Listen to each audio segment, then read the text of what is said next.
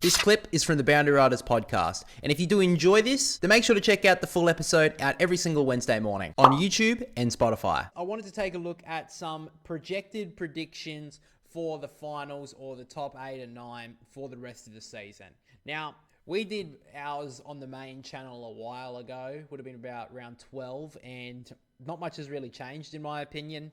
Now, at this stage, according to Fox Footy, they have done a projected final ladder where Collingwood are first, Crows are second, Brisbane, Geelong, Gold Coast, Dogs, GWS and Hawthorn are in the 8. Fremantle are the ones to miss out, and the Swans are in 10th. I did take a nice, these guys on Instagram from Touch Play On made a nice graphic regarding the rest of the season and the last 6 games of the year.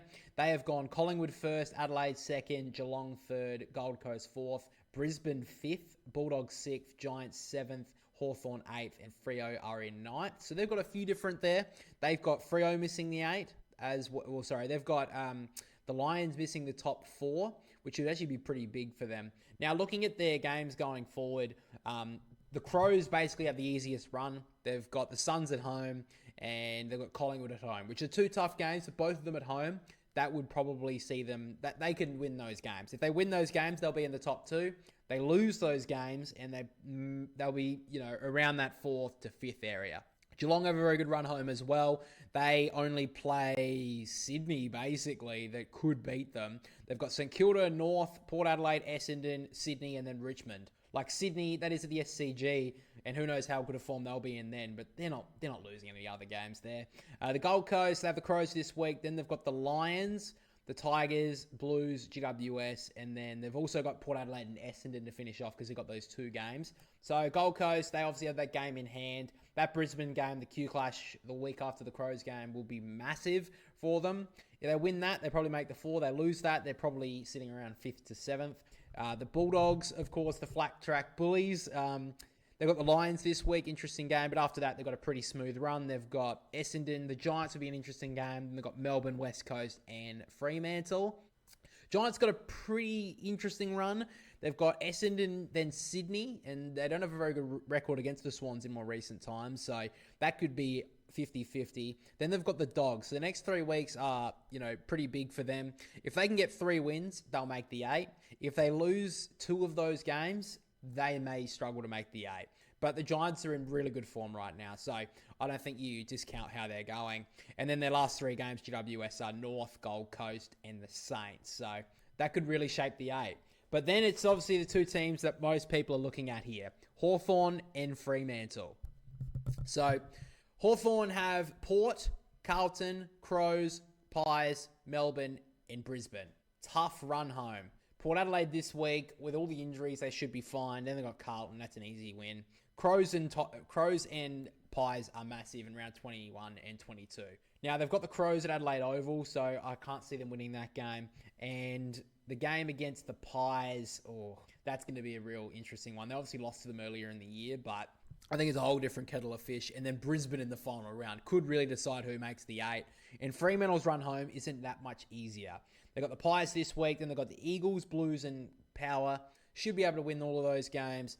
I think that game actually against Port could be here, though, in Adelaide. So that may be tough for them. And then they finish with the Brisbane Lions and the Dogs. So that's going to be massive there as well. Now, the Swans' run home is North, Giants, Essendon, Brisbane, Geelong, West Coast. Now, based on the ladder positions, Sydney should win at least 3 of those.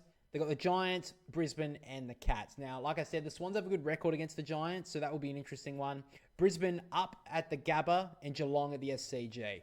Now, I don't think the Swans can make it anyway. Even if they win all 6 of these games, they're going to have to get other results to go their way as well. So I really can't see a world where the Swans make it. Someone's going to have to, bury their season. Similar to how Fremantle did last year to get a chance at making the 8. But yeah, I mean, they could get on a bit of a run. We've seen how the Swans have done it in more recent times, but I think they're too far gone for mine. Now, the AFL.com.au journos and stuff have predicted their ladder. They've gone Collingwood, Crows, Brisbane, Geelong, Gold Coast, Dogs, GWS, Fremantle in the 8, and Hawthorn slipping out. Now, that's going to definitely depend on if Fremantle can get a win against Collingwood or the Dogs. But that's really going to be about percentage for mine. It's going to be a really close battle going into the final, 6 rounds of the year. Me personally, I think that Hawthorn will be the team to drop out. And the reason why I say that is I think Fremantle are a better overall team. I think Hawthorn do lack some midfield depth, and Fremantle, for mine, I think they can challenge the Dogs. For mine, I think that when they come to the final round, I think they would have learned from their lessons from last season, and I think they can get that win. If they don't, though, they probably miss out. So definitely some 50-50 games coming up for the Dockers, Hawthorn, and Giants. Giants, for mine, I don't know why. I feel like I should trust them a lot more, but they just seem to be teetering around that position where you don't really know. That Swans game is big in 2 weeks' time, though. If they don't win that game against Sydney, they're going to fall right back to the pack. And their percentage isn't the greatest, so they're going to have to find a way to win that game. Dogs will be fine. I don't have any question marks around them because they're just going to smash up on the teams below them. They've got too good a percentage to get knocked out. And obviously, I think Collingwood are premiership favourites, right? If I can think someone who can challenge them, I'm still sticking with Brisbane. I've stuck with them all year. I think that they are the team that can beat them. And the Crows, I think their midfield depth doesn't hold up. Geelong, potentially. Geelong have a pretty good record against the Pies. The Gold Coast, I think in their first final series, they'll find it a bit tough. So I can't really see the Gold Coast being able to contend against them. So I think it's Brisbane or Geelong. The Crows, maybe. But I think they need to play out of their skin in the midfield if they're going to be able to get up in that game.